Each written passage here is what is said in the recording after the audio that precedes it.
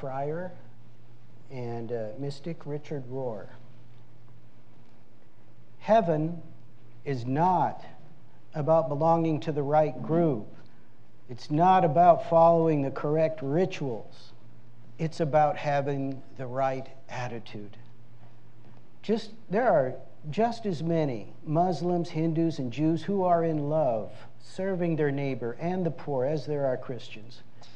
Jesus said there would be deep regret, wailing and grinding of teeth when we realize how wrong we were, talking about Christians, how wrong we were, how thoroughly we missed the point.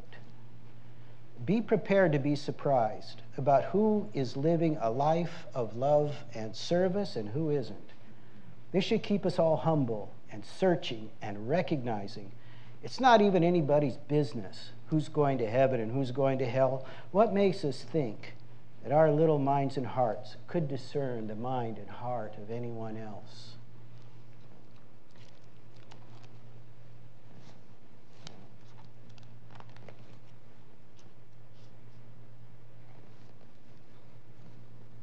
I was thinking of my father when I heard about the shootings in these three cities. I was kind of thinking about my father who died a few years back, because he was doing everything right up to the moment that he got sick. He was doing yoga.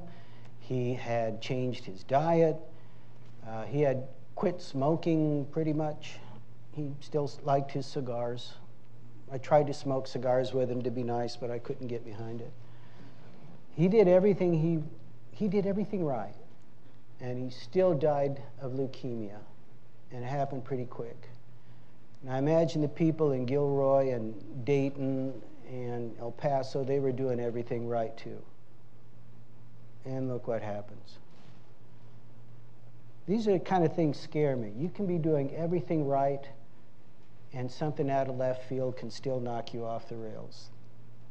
There's not a lot you can do about it. That's the world we were born into. Everything that you do, everything you accomplish, the biggest thing on your mind right now that is worrying you, someday it's all going to pass away. Someday it's all going to change, because that's the nature of the world that we were born into. People we love, sooner or later they're going to leave us downstream, or maybe you're going to leave them downstream. So when I think of these things, I'm 66, all right? I'm coming of an age now where mortality, it's not a concept for me anymore, all right? This stuff is becoming real, all right? Now, if I go by my genetics, and if nothing bad happens to me, I figure I got about 15 years left. Anything after that is going to be a bonus round. All right? 15 years. I've been in Augusta 15 years. I know what 15 years looks like. It ain't that much. How many years you got? You don't really know. And recently, I've seen the ravages of what mental illness and even hate, which is a kind of a mental illness. You see what it does to people. We all live in the same reality. We all share the same reality. But that reality looks different to each one of us. If you got mental illness, and I think clinically, I've come to the conclusion that everybody is mentally ill. Every one of us sitting here has a couple screws loose. It's just a matter of how well you hide it or how well you manage it. But, if you go dating or you try to meet somebody, you're trying to figure out what you got in common. Well, really what you got in common is that you both got a couple screws loose. And really what you're trying to learn in a new relationship is if you can work with that. Everybody sees the world differently, because the world is a mirror of who you are. Who you are is what you see. Jesus was always saying, the kingdom of heaven isn't within you, and it's without you, and it's all around you. And the kingdom of heaven is like a vineyard, and the kingdom of heaven is like a father, and the kingdom of heaven is like a sower, and the kingdom of heaven is like a wedding feast, and it's this and it's that. He was seeing something. He was looking out at the world and seeing something that I didn't see. I want to know what he saw. When Buddha looked out at the world, he saw something that I didn't see. Somebody asked Buddha, he said, "Are you a saint? Are you a god?"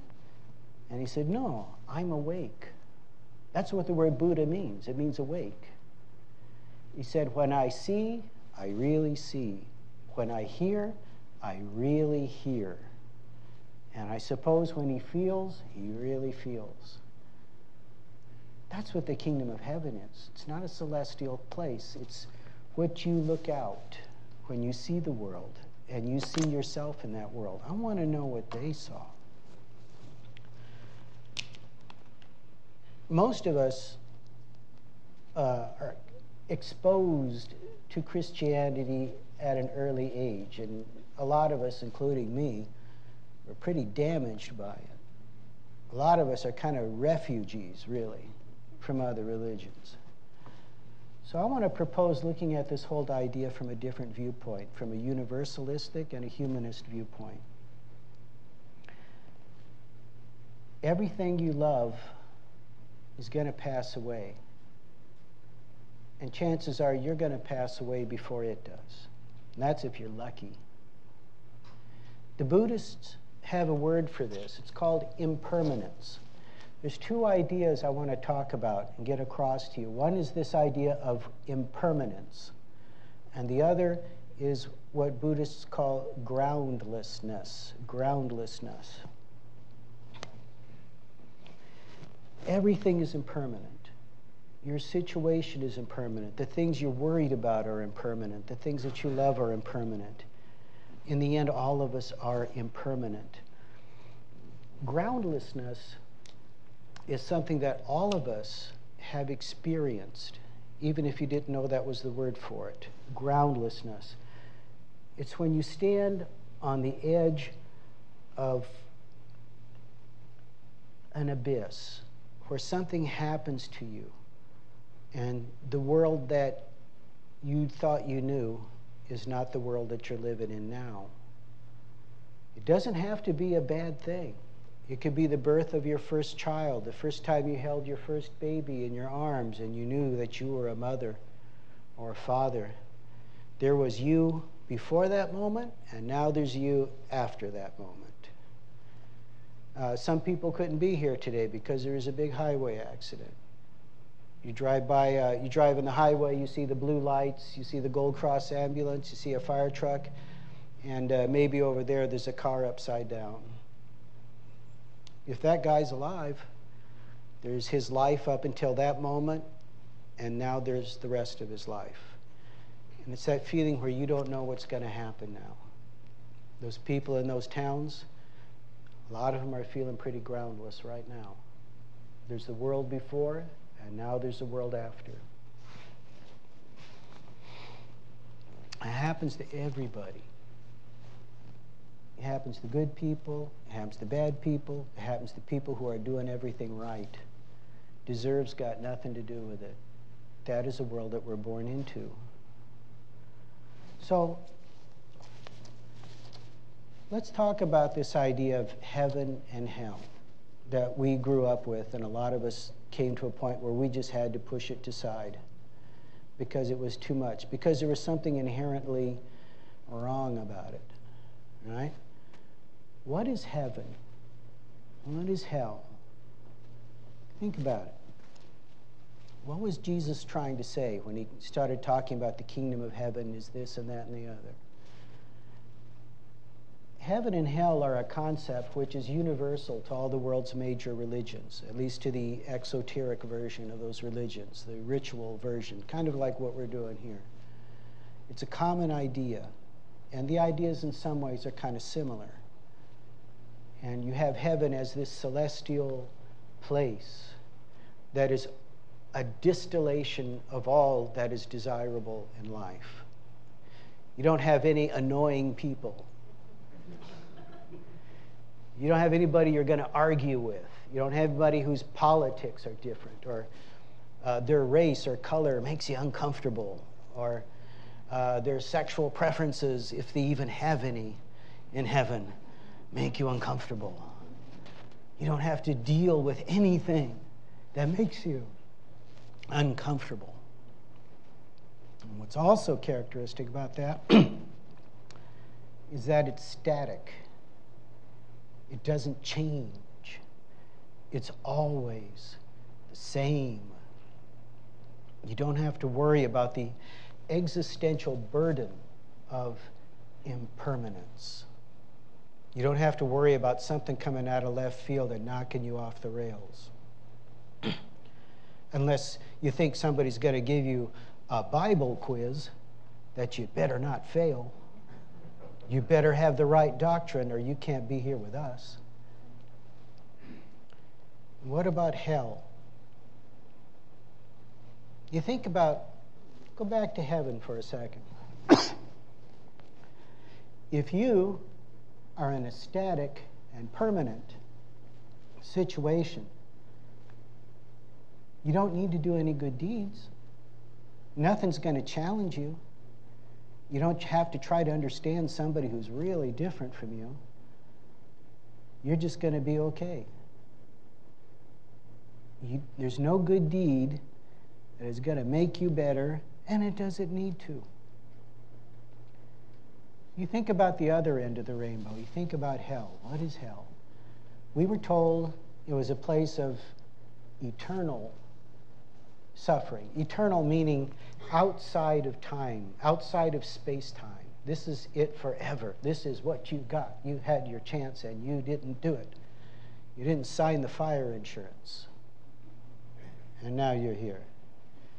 So that means no act of compassion is going to do you any good. Even if you feel sorry for the guy next to you and you try to give him a glass of water or do something better for him, God has forgotten you. God isn't paying attention anymore. It's permanent, it's static, and there's no purpose in trying to fix it because you can't. That is not the world that we grow up in. That is not the world that we evolved in. We evolved in a world of impermanence. That is what evolution is. Evolution is the natural response of the created world to impermanence. The variety of life that has grown in this planet. This planet has had volcanoes. This planet has had asteroids. This planet has had catastrophes that wiped out close to 95% of species. And we're still here. One thing that life does very well is surviving, and it does that because of the relationship between evolution and life and impermanence. The ideas of a static state of happiness or a static state of unhappiness stink, to me, of human longing, not of the sacred. In my opinion, there's no sacredness in those conditions because there's no curiosity and there's no mystery in those conditions. There's no need for faith.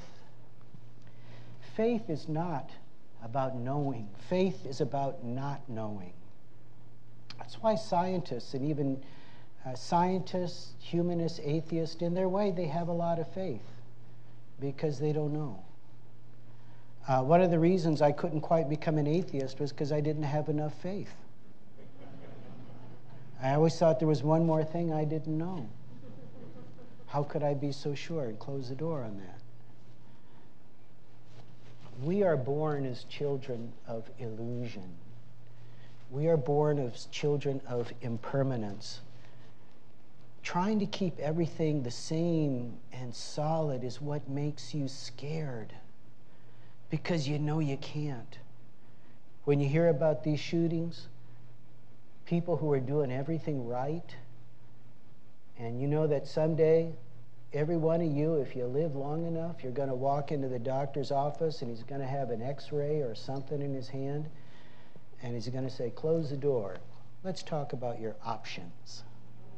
Options, that's the word they like to use. Mr. Garcia, let's talk about what are your options. One of your options is you are not getting out of this. This is how it ends for you. Pleasure is not a reward. Pain is not a punishment. And the spiritual life, which you have to live evolving in this world as it is, every moment unfolding like a movie in front of you, in front of your space. Your pleasure and your pain are what move you along that continuously unfolding moment, which is always in front of you from the day you were born. And that pleasure and that pain and that unfolding moment, that impermanence and that groundlessness is what gives you your kinship with every living thing in this world. Every sentient creature in this world experiences suffering and happiness and impermanence and groundlessness. That is what makes you a conscious person, and it's what gives you your kinship with other people. Suffering is the root of compassion. Suffering and happiness are the jet engine that push you through impermanence in your evolution. I don't know about you, but I always find that I don't grow much when things are going great. I'm kind of a spiritual stoner. I like to just float. When things are going great, I have a tendency to hang back. I'm kind of a slacker. And then when I have Mondays, like that one, that knock me back on my heels, then I gotta look deeper than all this good stuff that I've been reading in the Buddhists and the Franciscans. You find out how good you've been reading. Then you gotta go back and read it again. You gotta go back to the owner's manual because your train just went off the rails. That happens. But that's when you grow. And that's when you find out if you trained well. And that's when you find out if you've even got a spiritual life. You don't need to believe in God to have a spiritual life. You have one by default. The way you look out into the world that you see, that's your spiritual life. If you don't believe in God, that's all right. The world that you live in, if you're seeing the kingdom of heaven or something else, that's your spiritual life. When you can find humor in your imperfections, and when you can laugh at yourself, then you're in a position to show better loving kindness towards other people. We've all experienced shutting down. We've all experienced closing off. We've all experienced pushing people away from us at that moment when we really wanted people to reach out to us more than ever. We've all experienced that. Compassion is not some condescending pity from a place of doing it all right. Compassion means I identify with you. Compassion means I know you because I am you, because I know how it feels, what you're feeling right now. We are equal, and the world is your mirror. In a heaven or hell without compassion or even a need, even a purpose for it, how can there be kinship? How can there be a human heart in a world where you're happy or a world where you're always sad? How can a man who's always been well-fed understand the heart of a man who's hungry all the time? You see it in the news. It's not so easy. So, what is a good religion? What is a bad religion? What is a good spiritual life, and how do you know if you're doing it right? In my experience, and I've had a lot of really weird experience with religion, I've had a more than average exposure to religious baloney is the word in church, than most people. Religion seems to me to be at its worst when it's about sin management. Ooh, sin management. Managing sin. Because when you're worried about managing your sin, your own personal self-improvement project, then it's about you. And you get all wrapped up in yourself, trying to pull all the weeds out of your personality, all this stuff about you that you don't like about yourself. And the more you try to fix yourself, the more you keep finding stuff that you don't like. It never stops. It just doesn't stop. And the more you find stuff about yourself that you don't like, the more you start seeing those things in other people. The more that starts to become your spiritual view, your spiritual life, what the Buddhists call karmic vision. Karmic vision. What you do for yourself, you do for others. That's karma. And your karmic vision is that world that you look out into, that shared reality. When you start worrying about what's wrong with you, trying to fix it, that's how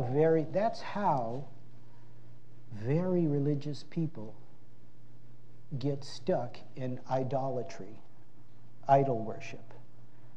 I'm not talking about pagans. I like pagans. Pagans done a lot for me. Pagans work. All right.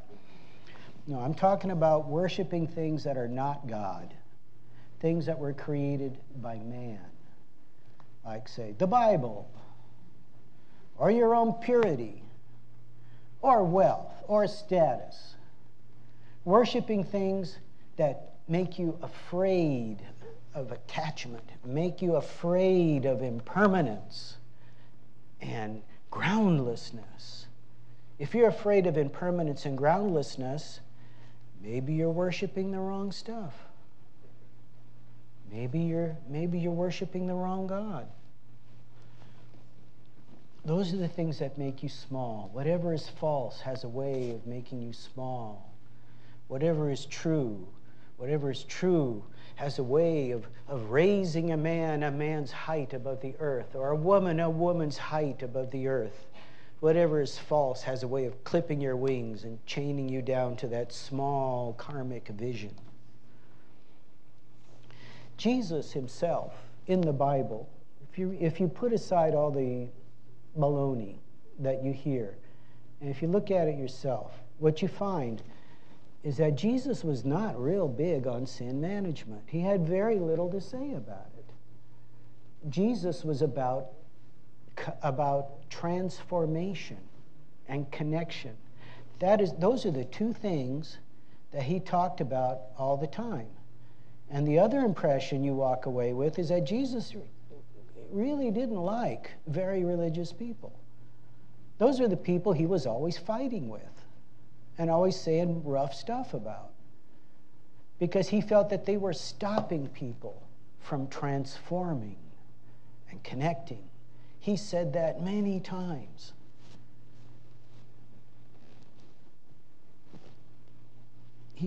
The kingdom of heaven, he said, the kingdom of heaven is like a mustard seed.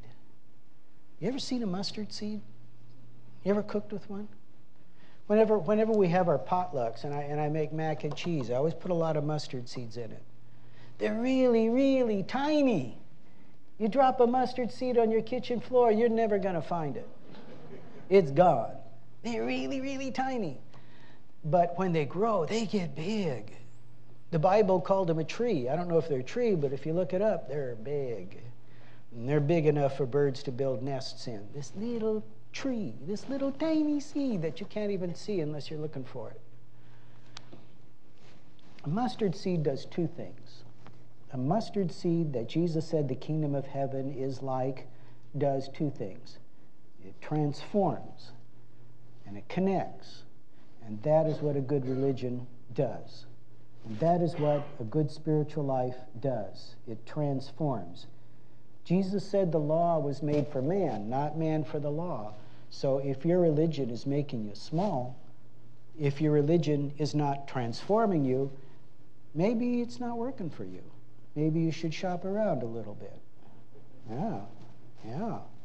The religion is here to serve you. It's not fire insurance. It's not getting it right. You're never going to get it right. And the minute you think you got it right, something's going to come along and knock you off the rails. Because that is how it is. A mustard seed has to transform. That means it has to die.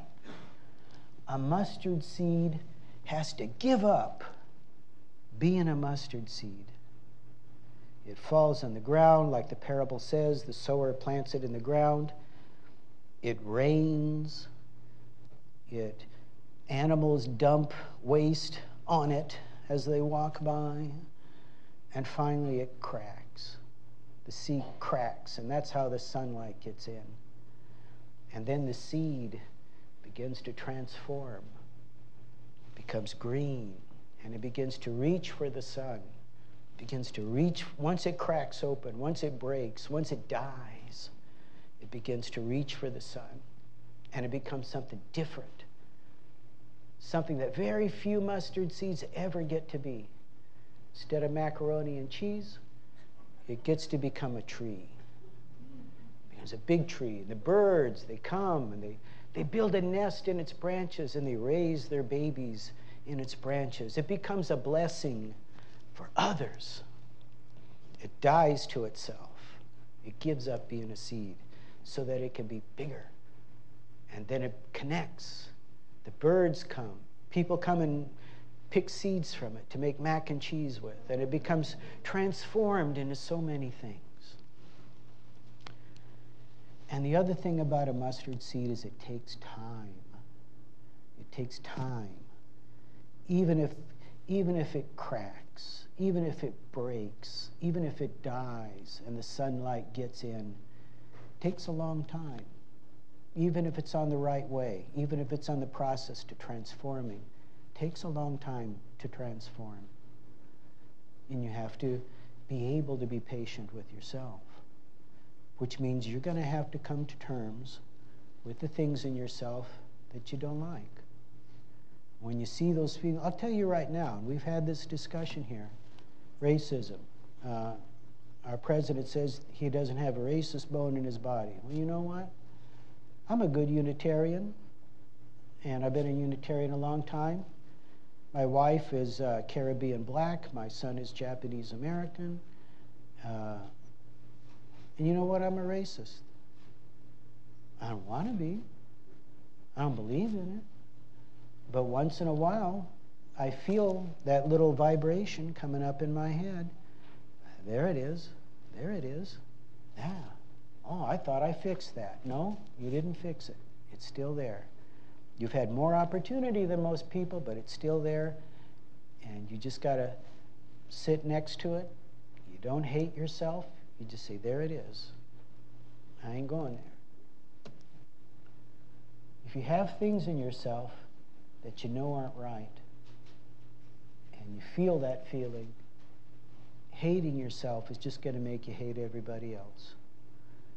You sit with that feeling and you say, I see you. I won't take counsel of you. And you have to give yourself time to transform into the place that life is taking you. Because life, with its impermanence and its groundlessness, will take you there. A land of eternal happiness and a land of eternal misery is not going to take you there. You need impermanence. Groundlessness. These are not your enemy. These are the jet engine that push you forward in each unfolding eternal moment of your life. Good religion is not about obeying God's will. because then you're giving responsibility to something outside yourself. Faith is about not knowing. It's about being scared. And you know you're scared, and you don't know what's going to happen, but you just step into the dark because you figure it's going to be all right. That's faith. And that's what a good spiritual life can do to you. You embrace the mystery with curiosity. And that is the answer of the human spirit to impermanence and groundlessness. Our closing hymn